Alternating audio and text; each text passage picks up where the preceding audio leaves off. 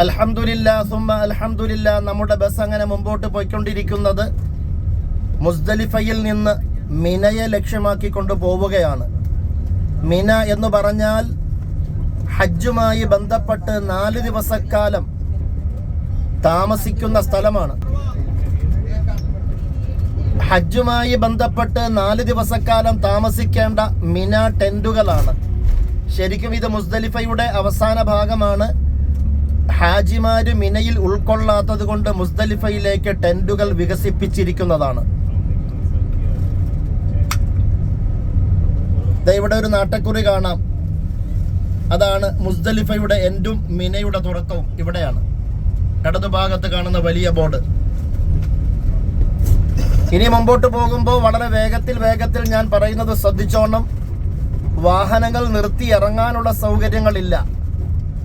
നമ്മൾ അല്പം കൂടി മുമ്പോട്ട് പോകുമ്പോൾ മിനയിലെ മെട്രോ റെയിൽവേ സ്റ്റേഷന്റെ അടിയിലൂടെയാണ് നമ്മുടെ വാഹനം പൊയ്ക്കൊണ്ടിരിക്കുന്നത്.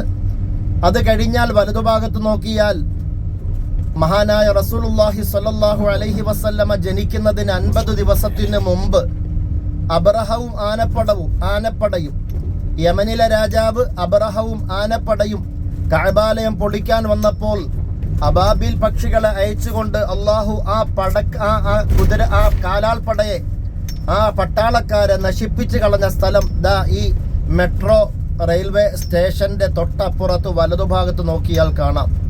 അവിടെ മാത്രം ടെന്റുകൾ ഉണ്ടാവുകയില്ല. അള്ളാഹുവിന്റെ ശിക്ഷ ഇറങ്ങിയ സ്ഥലമായതുകൊണ്ട് ഹാജിമാര് അവിടെ താമസിക്കുവാൻ വേണ്ടി അവിടെ ടെന്റ് നിർമ്മിക്കപ്പെട്ടിട്ടില്ല. അലം തറ കൈഫ ഫഅല റബ്ബുക ബിഅസ്ഹാബിൽ ഫീൽ. ഓ നബിയെ, ആനക്കാരന്മാരെ അള്ളാഹു എങ്ങനെയാണ് കൈകാര്യം ചെയ്തത് എന്ന് അങ്ങേക്ക് അറിയില്ലേ? ദാ ഇവിടെയാണ് വാദി മുഅസ്സർ എന്ന് പറയും. ബസിന്റെ വലതുഭാഗത്ത് ഈ ടെന്റുകൾ ഇല്ലാത്ത സ്ഥലം വാദി മുഅസ്സർ എന്ന് പറയും. ആ സ്ഥലമാണ് അബാബിൽ പക്ഷികളെ ഇറക്കിക്കൊണ്ട് അള്ളാഹു ആനപ്പടയെ നശിപ്പിച്ചത്. ആനയ്ക്കോ കുതിരയ്ക്കോ ഒരു കുഴപ്പവും വരുത്തിയിട്ടില്ല. അതിനെ നിയന്ത്രിക്കുന്ന ബുദ്ധിശാലികളായ മനുഷ്യരെ അള്ളാഹു ഏത് രീതിയിലാക്കി? ഫജഅലഹും കഅസ്ഫിൻ മഅകൂൽ. ചവച്ചരയ്ക്കപ്പെട്ട വൈക്കോൽ ചണ്ടികളെ പോലെ ആക്കി തീർത്തു എന്ന് വിശുദ്ധ ഖുർആൻ പരിചയപ്പെടുത്തുന്നു. അള്ളാഹുവിന്റെ അദാബുകളെ തൊട്ട്, ശിക്ഷാ നടപടികളെ തൊട്ട് പടച്ചവൻ എന്നെന്നും നമ്മളെയും നമ്മുടെ സന്താന പരമ്പരകളെയും കാത്തുകൊള്ളുമാറാവട്ടെ.